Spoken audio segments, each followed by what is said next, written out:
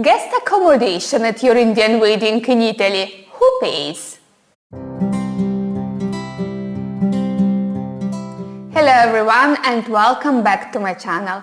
I'm Svetlana from Best Indian Weddings Italy, the first and only wedding planning agency in Italy specialized in Indian weddings. Every day I help Indian brides and grooms-to-be realize their authentic celebrations in the most beautiful country in the world. I'm running this series of videos called SOS Indian Weddings in Italy with useful tips and advices that you won't find anywhere else.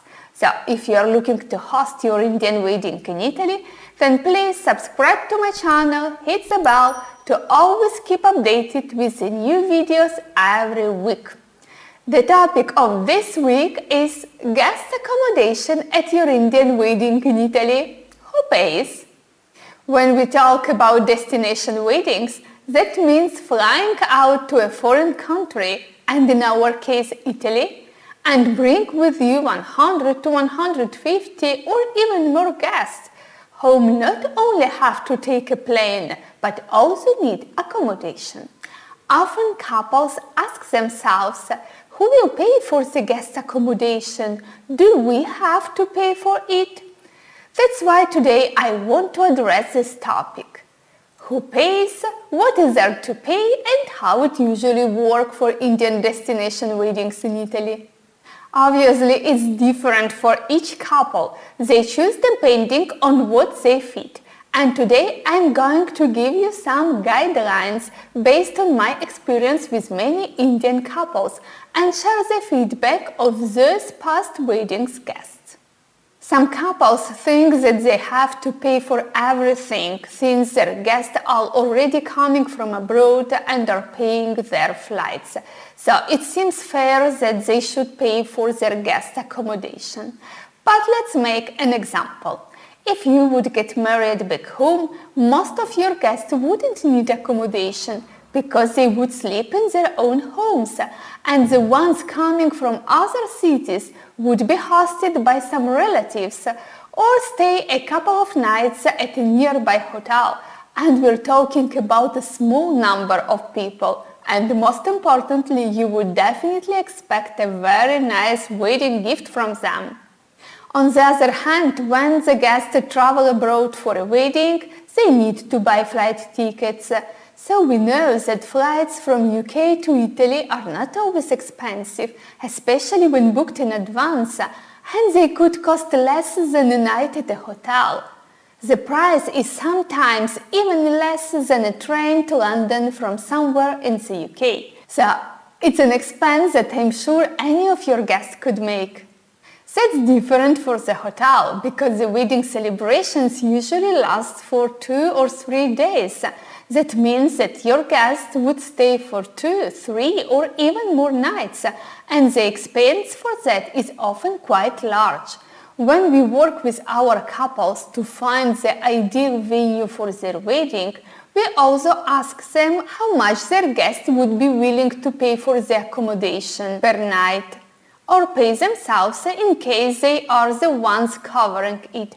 And when couples answer this question, they sometimes say 50 to 70 euros per double room per night. Because with a rough calculation of the extra budget they have, that would be the amount they could pay to cover their guest accommodation.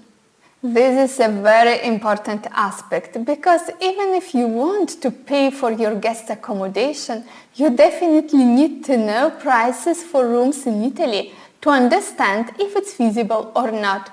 Finding an accommodation at 50 to 70 euros for a double room per night means getting married in Italy during the lowest season, in a place that is not even remotely charming for a destination wedding and of a low level. Or rent an apartment and add as many beds as possible and make many people stay in one place.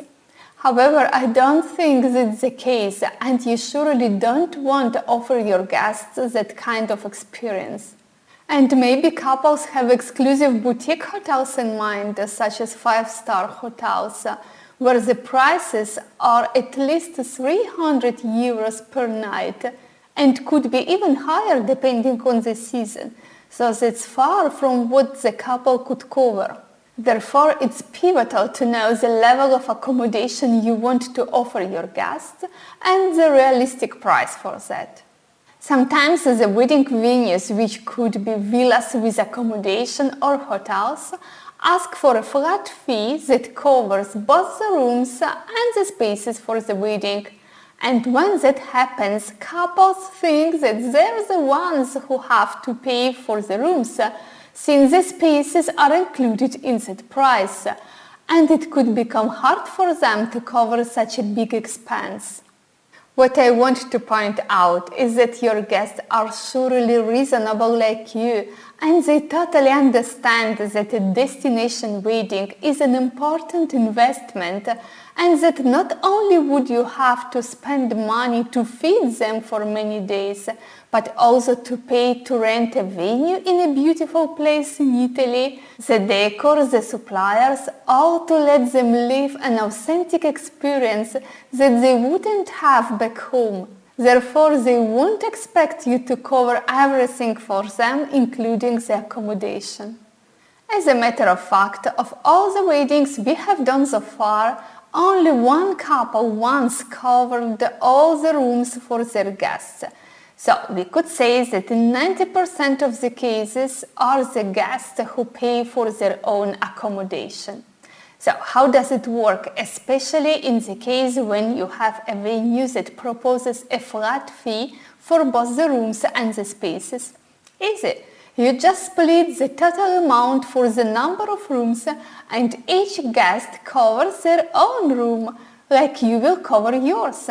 Sometimes, depending on the price, couples decide to cover a part of that flat fee as if it was the price for the venue's rental, and then split the remaining amount for the number of the rooms to offer their guests a less expensive solution.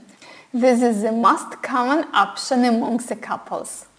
Of course, it's important to make an agreement with the venues and maybe get group rates for your guests, which are usually more affordable than the ones you could find on booking websites.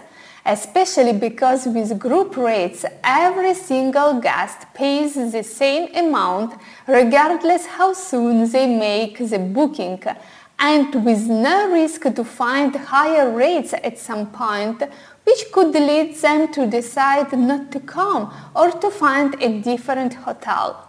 So this is the most effective solution, which is exactly what we do for our couples, because we often include a travel manager which handles everything related to the guest accommodation and transfers.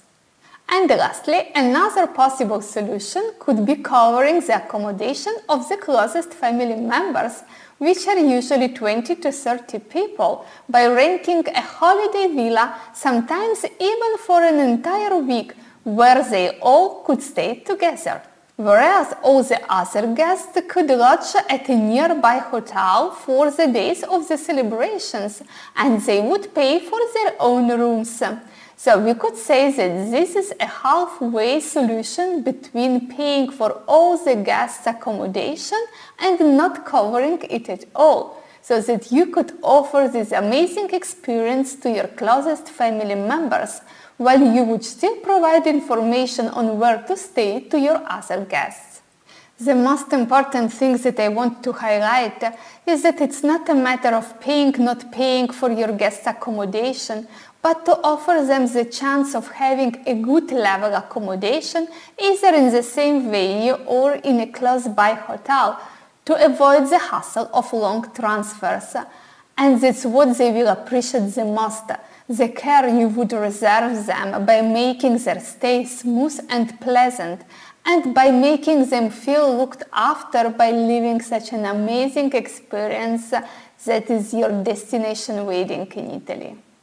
That's all for today. Thank you for watching this video that I hope can truly help you with planning your amazing Indian wedding in Italy. If you haven't done it yet, subscribe to my channel, follow Best Indian Weddings Italy on Facebook and Instagram, comment in the posts, and I will be happy to answer. See you next week!